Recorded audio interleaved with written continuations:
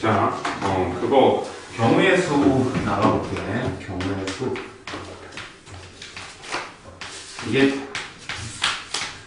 다른 선생님들하고 설명하는 거랑 좀 다르거든. 그거를 좀 볼게요. 경우의 수 여기다 써야겠다. 경우의 수. 그래서 이제 포인트가 뭐가 되는 거냐면 사건이 일어나거든.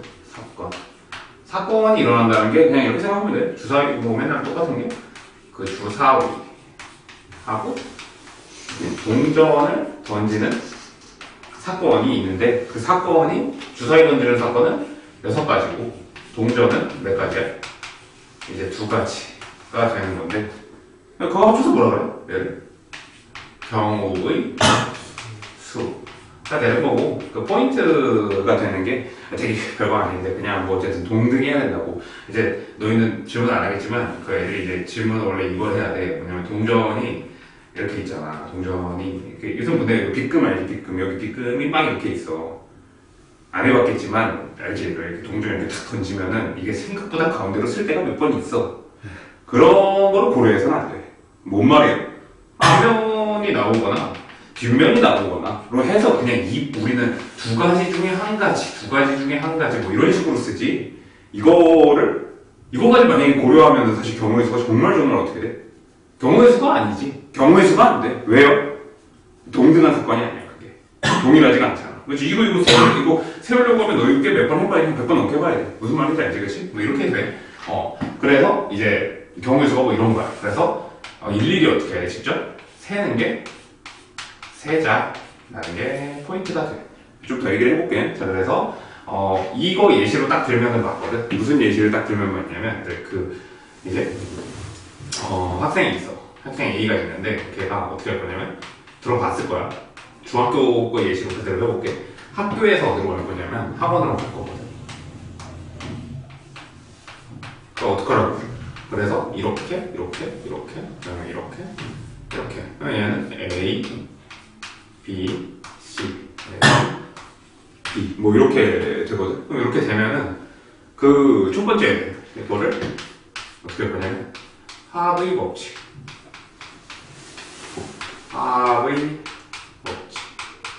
두 번째로는 구배의 법칙이 되는데 그래서 너희가 어디선가 이걸 다 들어봤을 거야. 중2 때도 배우거든. 중2 때도 배우는데 그 문제가 되는 게 뭐냐면 이게 일본어 번역이 잘못됐어.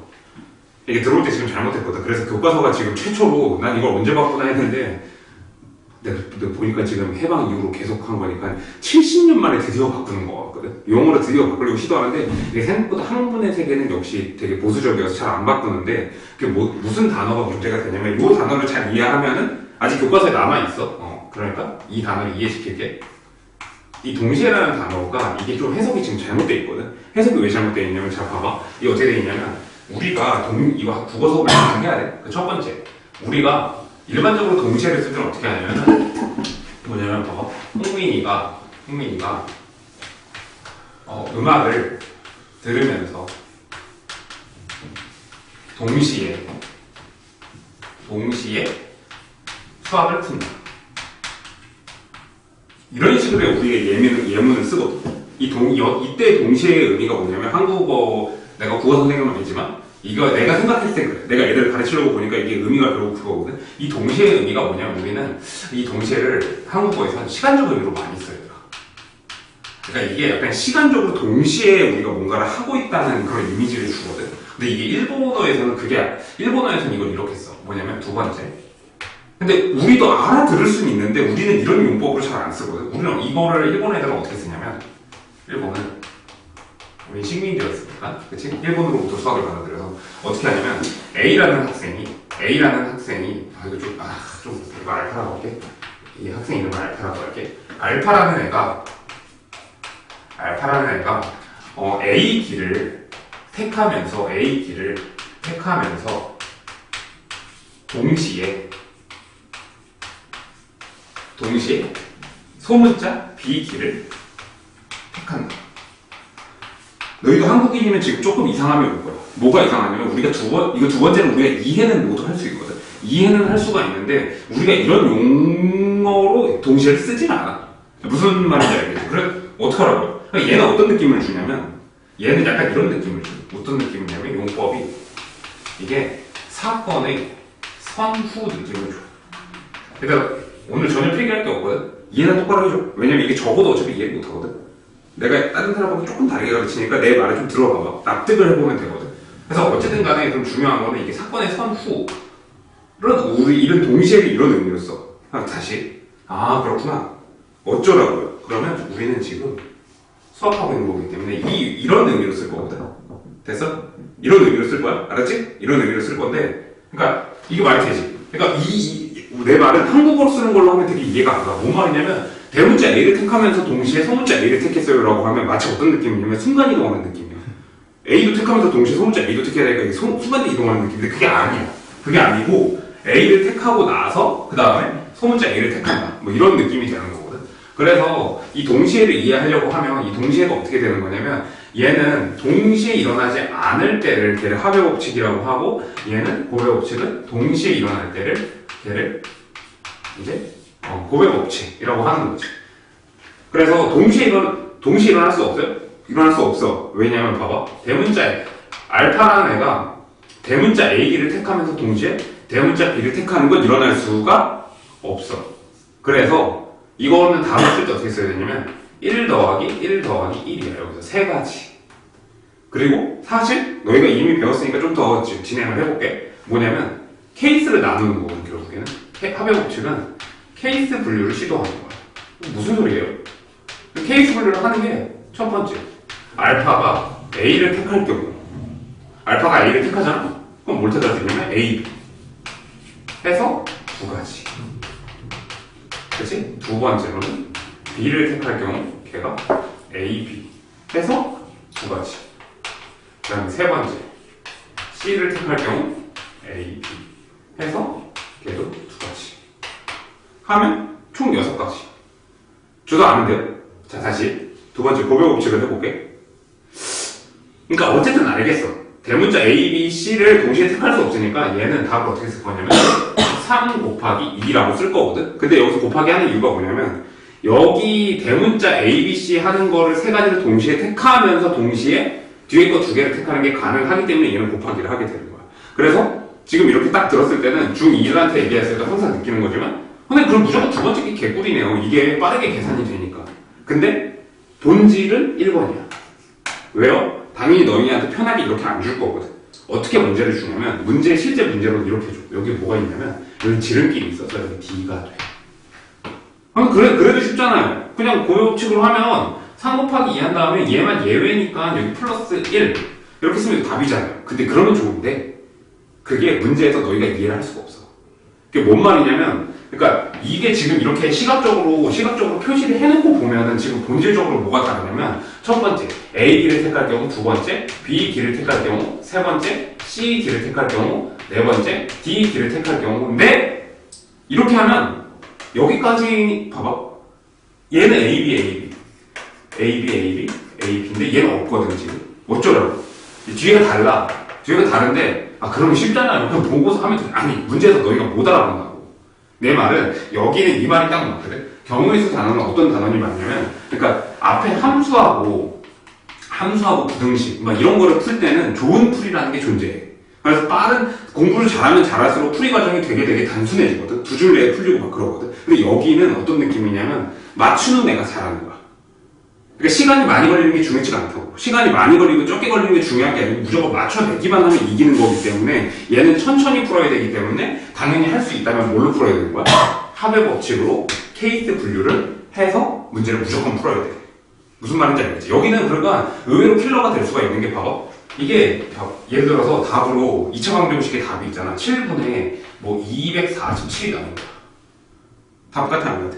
좀 이상한 말이지만 수학적으로 그런 말은 맞지 않지만 이건 아무리 봐도 답이 아닐 것 같아. 느낌상 아니 어떻게 답이 돼? 좀 이상하잖아 숫자. 물론 여기서 수능이 이렇게 나온다. 근데 내 말은 근데 경우의 수는 어떤 느낌이냐면 봐봐. 1번, 2번, 3번인데 3번 답이 144가 있는 거야. 근데 너희가 계산을 했더니 답이 뭐가 나오는 거야? 144가 나오니까 의심이 없어. 그냥 멀어지고 3번 하고서 막상 문제 풀었으니 틀린 거야. 이게 더 최악이라고. 무슨 말인지 알겠어? 얘가 어렵다고. 그래서 어쩌라고. 자, 그래서 좀 더 얘기를 해볼게. 자, 본질은 뭐를 이해하는 데서 시작하는 게 본질이야. 이 동시에라는 단어를 이해하는 거의 포인트야. 그래서 용법을 정확히 이해해야 되는 게 일본에서는 어떻게 쓴다고? A 길을 택하면서 동시에 B 길을 택하냐. 그러니까 너희는 진짜로 문제 풀 때 동시에를 문장에 넣어보면 된다. 대문자 A를 택하면서 내가 대문자 B를 택할 수 있나? 그럼 나는 지정이 되는데? 말이 안 되죠. 그럼 이제 합의 법칙이야. 뭐 그런 식이야. 자, 그래서 좀 더 이해를 해볼게. 이 동시에를 좀 더 이해해야 되는데, 이 동시에가 그래서 고요 법칙인데, 여기서, 봐봐. 내 손짓을 꼭 기억해야 돼.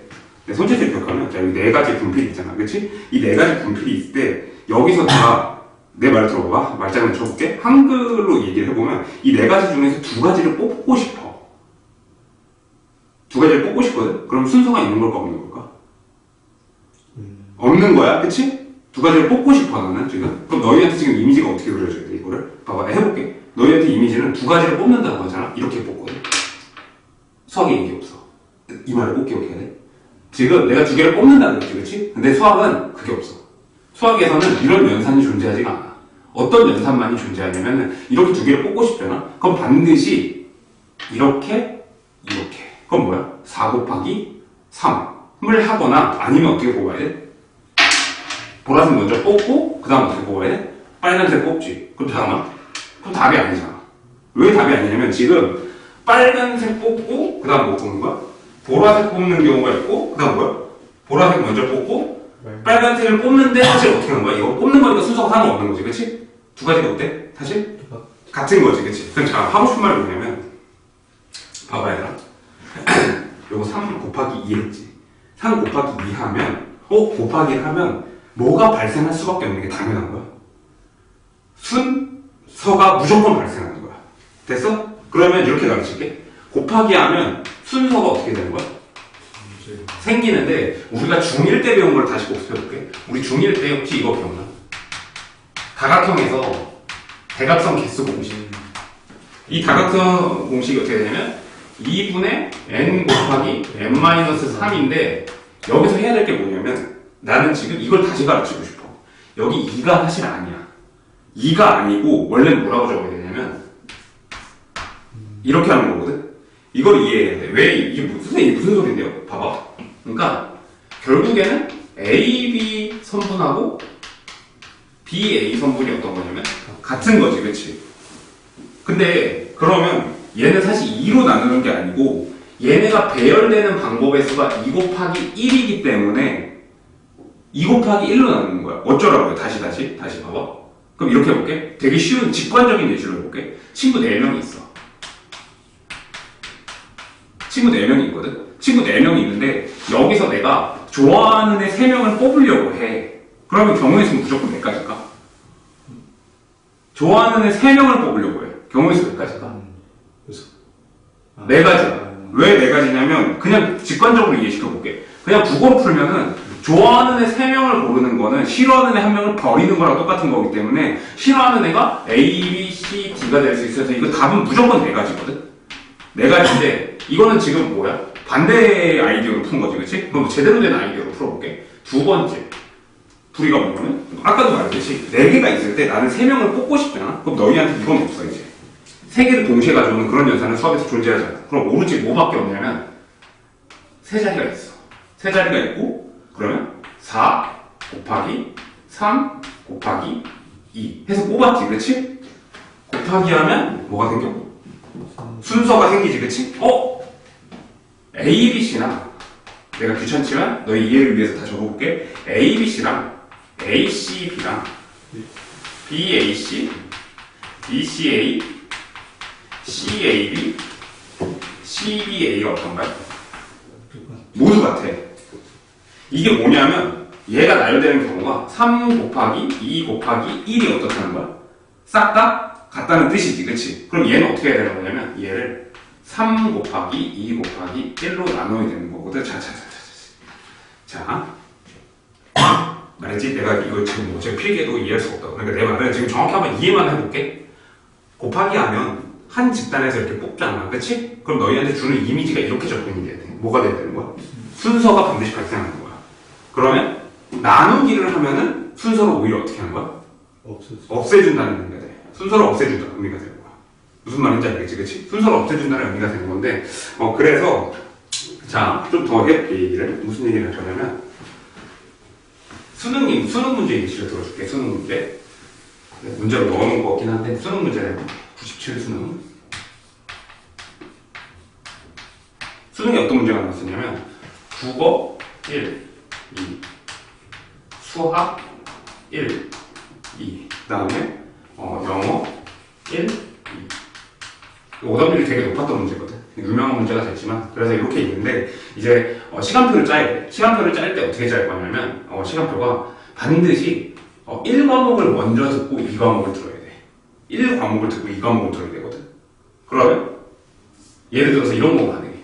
국어 1 듣고 영어 1 듣고 수학 1 듣고 그 다음에 수학 2 듣고 영어 2 듣고 국어 2 듣는 이런 식으로 무조건 국어 2를 듣고 싶으면 앞에 국어 1을 들었어야 되는 거야.